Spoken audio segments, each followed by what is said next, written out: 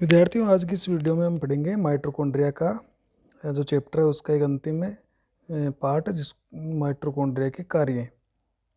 तो माइटोकॉन्ड्रिया की हमने उसकी संरचना, उसकी खोज, उसकी शेप, साइज, उसका संपूर्ण अध्ययन किया है। आज की वीडियो में हम माइटोकॉन्ड्रिया के कार्य के बारे में पढ़ेंगे। तो माइटोकॉन्ड्रिया को हमने पावर हाउस, पावर प्लांट या कोशिका की बिजली घर कहा था। तो ये कोशिका में आखिर क्या महत्वपूर्ण काम करता है? तो देखो, हम ये कह सकते हैं कि माइटोकॉन्ड्रिया है वो सेल के वास्तविक श्वसन अंग है। अगर हम एक कोशिका की बात करें तो उसमें जो वास्तविक श्वसन अंग है, जहाँ पर वास्तव में श्वसन पूरा होता है या संपूर्ण होता है, तो वो हमारा माइटोकॉन्ड्रिया है। तो माइटोकॉन्ड्रिया में क्या होता है कि कार्बोहाइड्रेट हो, वसा हो या प्रोटीन भी हो जाए, तो उनका ऑक्सीकरण होता है और ऑक्सीकरण से कार्बन डाइऑक्साइड और जल बनते हैं और उनके ऑक्सीकरण से ऊर्जा निकलती है, अर्थात एटीपी का संश्लेषण होता है। तो ये हमारे कोशिका के वास्तविक श्वसन अंग है, जहाँ पर क्या होता है, जो भोज्य पदार्थ होते हैं उस भोज्य पदार्थों के ऑक्सीडेशन से ऊर्जा निकलती है, ऊर्जा निष्कासित होती है या निकलती है, अपन ये कह सकते हैं, और एटीपी का संश्लेषण होता है। जैसे हमें एक श्वसन की बात करें तो मान लीजिए एक श्वसन ग्लूकोज से स्टार्ट हो, जैसे कार्बोहाइड्रेट है, जैसे कार्बोहाइड्रेट हमने श्वसन के रूप में उपयोग लिया, तो इस ग्लूकोज से क्या बनता है कि इसका ऑक्सीडेशन होता है श्वसन में। तो ऑक्सीडेशन में जो श्वसन हम की प्रक्रिया, उसमें कुछ पद होते हैं। जैसे एक पद होता है ग्लाइकोलाइसिस, ये हम श्वसन पढ़ेंगे तभी इसको पढ़ेंगे। ग्लाइकोलाइसिस के बाद में जैसे कोएंजाइम बनता है, एसिटाइल कोएंजाइम, उसके बाद में एक क्रेब्स चक्कर चलता है और क्रेब्स चक्र के बाद में एटीएस, इलेक्ट्रॉन ट्रांसपोर्ट सिस्टम के द्वारा एटीपी का संश्लेषण हो जाता है। तो ये ग्लाइकोलाइसिस है, ये कॉमन पार्ट है, ये सभी जीवों में पाया जाता है। लेकिन जो ये शेष पार्ट है, ये केवल और केवल माइटोकॉन्ड्रिया में पाया जाता है, और ये होता है केवल ऑक्सी श्वसन के अंदर। ऑक्सी श्वसन होता है तो वहाँ पर माइटोकॉन्ड्रिया पाए जाएंगे, और उस ऑक्सीजन की उपस्थिति में माइटोकॉन्ड्रिया के अंदर ही जो श्वसन है उसका जो प्रक्रिया है वो पूरी तरह से संपन्न होगी। जबकि वायवीय हो चाहे अवायवीय श्वसन हो, या ऑक्सी श्वसन हो या अनॉक्सी श्वसन हो, तो वहाँ पर ग्लाइकोलाइसिस सभी में पाया जाता है। ये केवल कोशिका द्रव्य में संपन्न होने वाला एक श्वसन का एक पद है, जो कि कोशिका द्रव्य में संपन्न हो जाता है। अगर ऑक्सीजन आगे उपलब्ध है तो ये आगे क्रेब्स चक्कर चलेगा, ओटीएच चलेगा और एटीपी बनेगी। अगर यहाँ पर O2 नहीं है तो ये ग्लाइकोलाइसिस से सीधा ही ये यहाँ पर कोई लैक्टिक अम्ल बन जाएगा या कोई एल्कोहल बन जाता है। तो जो कि हम माइटोकॉन्ड्रिया की बात करें तो माइटोकॉन्ड्रिया अंदर हमारे अंदर होता है, तो वहाँ पर ग्लाइकोलाइसिस के बाद में जो पदार्थ बनता है जिसको हम पायरुविक अम्ल कहते हैं, वो क्रेब्स चक्र में प्रवेश करता है। क्रेब्स चक्र के पश्चात ईटीएस और ईटीएस के इलेक्ट्रॉन ट्रांसपोर्ट सिस्टम, उसके बाद में एटीपी का संश्लेषण होता है। तो हम ये कह सकते हैं कि ये हमारे कोशिका के वास्तविक श्वसन अंग है। बिना माइटोकॉन्ड्रिया के हमारा श्वसन पूरा नहीं हो सकता। यदि कोशिका से माइटोकॉन्ड्रिया हटा दिया जाए तो श्वसन की प्रक्रिया पूरी नहीं होगी, उससे ऊर्जा नहीं निकलेगी, उसमें एटीपी का संश्लेषण नहीं होगा, तो कोशिका को कोई तरह की ऊर्जा नहीं मिलेगी। तो जितने भी भोज्य पदार्थ हम लेते हैं, चाहे कार्बोहाइड्रेट हो चाहे वसा हो, तो उनका पूरी तरह से ऑक्सीडेशन होता है और वो ऑक्सीडेशन से ऊर्जा निकलती है और ऊर्जा को एटीपी के रूप में संश्लेषित किया जाता है। तो इसी कारण से तो हम ये कह रहे हैं कि एटीपी का संश्लेषण हो रहा है। तो इस एटीपी माइटोकॉन्ड्रिया में हम देखेंगे, माइटोकॉन्ड्रिया में एटीपी का संश्लेषण होता है, उसका निर्माण हो रहा है, और संश्लेषण होने के कारण इसे हम पावर हाउस भी कहते हैं, पावर हाउस, या इसको हम पावर प्लांट भी कहते हैं, या इसको हम हिंदी में कहें तो ऊर्जा संचय भंडार। भंडार भी, ये हमारा ऊर्जा का संचय का भंडार है। ये हमारी कोशिका की कोशिकीय भट्टी है। ये हमारे कोशिका का एक बिजली घर है, या हम इसको एनर्जी कन्वर्टर भी कह सकते हैं, ऊर्जा परिवर्तक कोशिकांग। तो इसके कई नाम हो गए कहते हैं। तो हम इसको, ये चूंकि एटीपी का निर्माण कर रहा है, देखियो श्वसन में अंतिम स्थिति में एटीपी ऊर्जा निकलेगी तभी हम श्वसन को पूर्ण मानेंगे। तो एटीपी का जो निर्माण हो रहा है, इस कारण से इसको हम पावर हाउस भी कहते हैं। पावर हाउस में क्या होता है, पावर हाउस या पावर प्लांट में जैसे बिजली बनती है या पावर बनती है, तो उसी तरह से हमारे कोशिका का में जो पावर या शक्ति बन रही है, ऊर्जा बन रही है, वो माइटोकॉन्ड्रिया है। इस कारण इसको पावर हाउस, पावर प्लांट या ऊर्जा संचय भंडार, कोश की भट्टी या बिजली घर कहते हैं। ऊर्जा संचय भंडार क्यों कहते हैं, क्योंकि एटीपी का संश्लेषण भी करता है और उसका संचय भी करता है। जब भी किसी कोशिका को एटीपी के रूप में या ऊर्जा की जरूरत होती है तो ये एटीपी का परिवहन भी करता है। तो ये भी इसका कार्य एटीपी का सेल्स को परिवहन भी करता है, परिवहन भी करता है। जिस कोशिका को कभी भी एटीपी की या ऊर्जा की आवश्यकता होती है तो उस स्थान पर ये माइटोकॉन्ड्रिया चले जाते हैं और उस स्थान की ऊर्जा की पूर्ति करते हैं, वहाँ पर ये इकट्ठे हो जाते हैं। तो इसको एटीपी का परिवहन भी करता है। फोर्थ नंबर हम ले लेते हैं कि इसका जो मुख्य कार्य हमने पढ़ा था कि एक चीज़ ये बता देता हूँ कि हमने इसको पावर हाउस कहा है। पावर हाउस, ये जो पावर हाउस कहा है ये एक साइंटिस्ट था, फिलिप सिकेविट्स।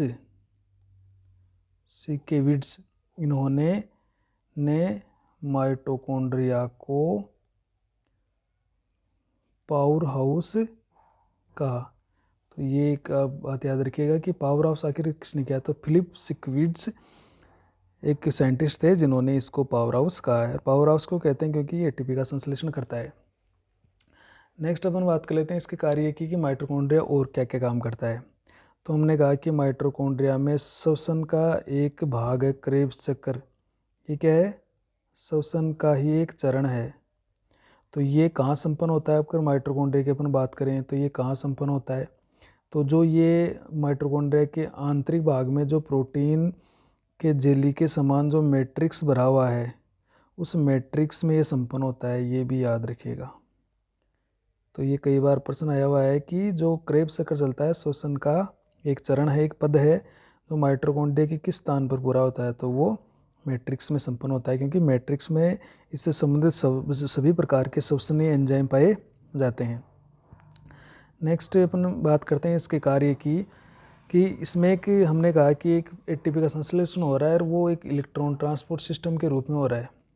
तो इसमें जो एटीपी का निर्माण है, एटीपी का निर्माण जो कि एक प्रक्रिया के द्वारा होगा जिसको हम कहेंगे ऑक्सीफॉस्फोरिलीकरण क्रिया द्वारा होता है।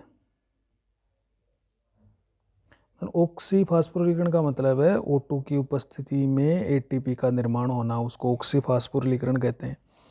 तो जो ये एटीपी का निर्माण ऑक्सीफॉस्फोरिलीकरण क्रिया द्वारा हो रहा है, ये प्रक्रिया F1 कणों में संपन्न होती है, F1 कणों में होती है, जिसको हमने प्रारंभिक कण या F1 कण, या हम इसको एक नाम और दिया था ऑक्सीसोम, उसके अंदर ये संपन्न होती है। वहाँ पर क्या होता है कि ऑक्सीकरण से ही एटीपी का निर्माण होता है। नेक्स्ट अपन काम देख लेते हैं कि शुक्राणु जो है, नर जनन तंत्र में शुक्राणु जो कि नर का एक युग्मक है, शुक्राणु जिसको हम स्पर्म भी कहते हैं। तो ये जैसे स्पर्म होता है, ये एक क्रोमोसोम होता है इसके ऊपर, और ये इसका मध्य पार्ट होता है और इसकी एक पूंछ होती है।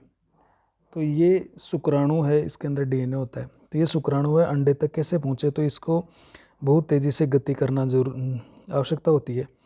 तो ये तेज़ी से गति कर सके और शीघ्रता से अंडे के पास पहुंच जाए, एग के पास पहुंच जाए, इसके लिए क्या होता है, माइटोकॉन्ड्रिया इसको ऊर्जा देते हैं। तो माइटोकॉन्ड्रिया क्या होते हैं, इसके जो मध्य भाग है उसमें मध्य भाग में इकट्ठा हो जाते हैं और इसको ऊर्जा प्रदान करते हैं। तो ये तेज़ी से गति करता हुआ अंडे तक पहुंच जाता है। तो हम ये कहते हैं कि शुक्राणु की शुक्राणु, इसको कहेंगे कि शुक्राणुओं को गति प्रदान करने का कार्य करता है। तो माइटोकॉन्ड्रिया का ये एक और महत्वपूर्ण काम है ये, कि ये शुक्राणुओं को गति प्रदान करता है। ये इसके मध्य भाग में कहाँ इकट्ठा हो जाएगा, शुक्राणु के मध्य भाग में इकट्ठा हो जाता है और वहाँ पर इसको ऊर्जा प्रदान करता है, और जिससे ये तेज़ी से गति करता हुआ अंडे के पास पहुँच जाता है और निषेचन की संभावना बढ़ जाती है। हमें एक प्लांट देखेंगे जिसको हम कहते हैं C3 पादप। C3 पादपों में एक प्रक्रिया चलती है, प्रकाश संश्लेषण में जब पढ़ेंगे प्रकाशीय शोषण। तो प्रकाशीय शोषण में भाग लेने वाला एक प्रमुख कोशिकांग है। तो ये वहाँ पर एक प्रकाश संश्लेषण में एक प्रक्रिया चलती है प्रकाश शोषण, जिसको हम प्रकाश शोषण के पार्ट में पढ़ेंगे। तो उसमें भी माइटोकॉन्ड्रिया भाग लेता है। अर्थात हम ये कह सकते हैं कि प्रकाशीय शोषण में भाग लेने वाला एक प्रमुख कोशिकांग कौन है, माइटोकॉन्ड्रिया है। बिना माइटोकॉन्ड्रिया के प्रकाशीय शोषण पूरा नहीं होगा, जो कि किस में पाई जाती है, C3 पादपों में पाई जाती है। नेक्स्ट अपन इसके कार्य की बात करते हैं कि जो माइटोकॉन्ड्रिया होता है वो देखा गया है कि जो अंडे होते हैं उस अंडों में पित्तक निर्माण में भी सहायक है, पित्तक का निर्माण करता है। क्योंकि जैसे माइटोकॉन्ड्रिया ऊर्जा एटीपी के रूप में ऊर्जा प्रदान करेगा, तो वहाँ पर जो जैव रासायनिक अभिक्रियाएं होगी वो तेजी से संपन्न होगी और पित्तक का निर्माण भी तेजी से होगा। और जब कोशिकाओं को पर्याप्त ऊर्जा मिलेगी तो कोशिकाएं विभाजित होगी और ऊतकों के निर्माण में भी मदद मिलेगी। तो माइटोकॉन्ड्रिया ऊतकों के निर्माण में भी सहायक होते हैं। नेक्स्ट में इनका कार्य पढ़ते हैं कि माइटोकॉन्ड्रिया आखिर और क्या क्या काम करता है। तो हम ये कह सकते हैं कि माइटोकॉन्ड्रिया जो है ये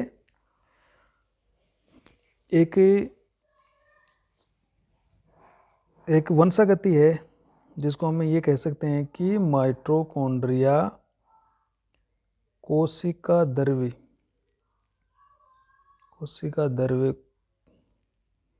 वंशागति दर्शाता है।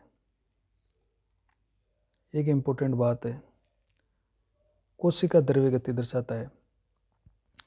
क्योंकि इसमें होता क्या है कि जैसे कोशिका द्रव्य है साइटोप्लाज्म, तो कोशिका द्रव्य में जो गुण पाए जाते हैं वो गुण एक पीढ़ी से दूसरी पीढ़ी में जाना, दूसरी पीढ़ी में जिसको हम कहेंगे ट्रांसफर होना या स्थानांतरित होना,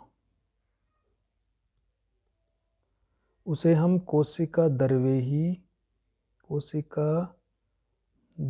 वंशागति कहते हैं। तो कोशिका द्रव्य जो है उसमें कुछ ऐसे गुण होते हैं, ऐसे कुछ उसमें क्वालिटीज़ होती है जो देखा गया है कि वो भी एक पीढ़ी से दूसरी पीढ़ी में स्थानांतरित होते हैं। जबकि हम ये जानते हैं कि गुणों का स्थानांतरण करने का काम डीएनए है और डीएनए केंद्रक में पाया जाता है। तो ये कैसे स्थानांतरित हो रहा है, तो ये देखा गया है कि कुछ कोशिका द्रव्य में भी कुछ ऐसे गुण होते हैं जो एक पीढ़ी से दूसरी पीढ़ी में स्थानांतरित होते हैं। ऐसी वंशागति को हम कोशिका द्रव्य वंशागति कहते हैं, जो कि माइटोकॉन्ड्रिया दर्शाता है। कौन दर्शाएगा, माइटोकॉन्ड्रिया इस क्रियाविधि को दर्शाता है। जबकि हम केंद्र की बात करें, केंद्र के में भी डीएनए पाया जाता है और डीएनए में भी गुण पाए जाते हैं, और ये गुण भी एक पीढ़ी से दूसरी पीढ़ी में स्थानांतरित होते हैं। तब इनको हम कैरियोप्लाज्मिक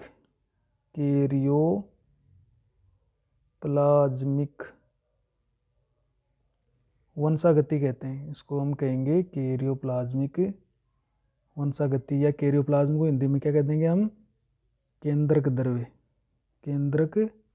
द्रव्य वंशागति कहते हैं। तो अगर केंद्रक में डीएनए है और उसमें गुण हम जानते हैं, उसमें जीन्स होते हैं, वो गुण रखते हैं और वो एक पीढ़ी से दूसरी पीढ़ी में उन गुणों का स्थानांतरण करते हैं। तो ये तो एक नॉर्मल प्रक्रिया है जो केंद्रक द्रव्य के द्वारा जो कैरियोप्लाज्मिक वंशागति होती है। अब ये जो कैरियोप्लाज्मिक जो वंशागति होती है, इसमें तो इस वंशागति में अगर हम केंद्रक द्रव्य की वंशागति बात करें तो केंद्रक इस वंशागति में नर व मादा, यानी हम कह सकते हैं माँ और पिता जो दोनों है उसमें बराबर की भूमिका होती है, बराबर की भूमिका होती है। क्योंकि जब एक डीएनए और मान लीजिए शुक्राणु है तो उसका निषेचन होगा तो केंद्रक दोनों में पाया जाएगा, दोनों का केंद्र हो तो इसका भी केंद्रक और इसका भी केंद्रक, तो दोनों का केंद्रक मिलन करेगा, तो वहाँ पर नर और मादा के दोनों के बराबर भूमिका होगी। लेकिन अगर हम कोशिका द्रव्य वंशागति की बात करें तो कोशिका द्रव्य वंशागति में केवल और केवल मादा जो मदर होती है, मादा जनक जिसको हम मदर कहेंगे, के लक्षण या गुण अगली पीढ़ी में ट्रांसफर होंगे, अगली पीढ़ी में ही प्रवेश करते हैं। क्योंकि यहाँ पर केवल और केवल कोशिका द्रव्य, जैसे इस अंडे की बात करें तो ये अंडा मादा का है या फीमेल ये गुमक है, गैमेट है, तो इसमें जो कोशिका द्रव्य होगा वो तो मादा का है, इसलिए यहाँ की वंशागति है वो केवल मादा के जनक के कारण ही अगली पीढ़ी में प्रवेश करेगी। यहाँ पर नर का कोशिका द्रव्य का कोई रोल नहीं है, इसलिए कोशिका द्रव्य वंशागति में केवल मादा जनक ही के गुण ही अगली पीढ़ी में प्रवेश करते हैं, जिससे हमें जेनेटिक्स में यह मदद मिलती है। तो ये कुछ इम्पोर्टेंट इसके कार्य थे कि हमारा माइटोकॉन्ड्रिया कोशिका द्रव्य वंशागति भी दर्शाता है।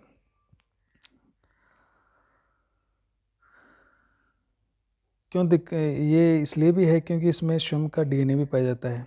तो नेक्स्ट हमें नया एक कोशिकांग पढ़ेंगे नेक्स्ट वीडियो में।